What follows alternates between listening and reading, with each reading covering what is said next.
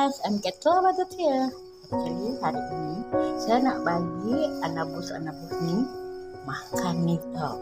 Tapi tengok dia dah lari, dia dah tahu dah mak dia nak bagi makan omega ni. Tapi tak apa, lek.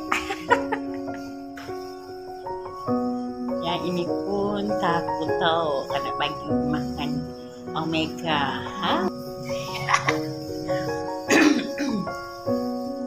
Semua takut ya, semua takut nak bagi makan. Orang ni dah tak biasa, cuma orang tak nak. Sebab saya akan bagi kucing-kucing saya dalam satu minggu sekali dalam seminggu ya. Sebab ini untuk banyak kebaikan, untuk bulu pencernaan juga ada. Semua ini pun baik. Ini adalah nanobet ya. Ini boleh beli dekat TikTok atau Shopee atau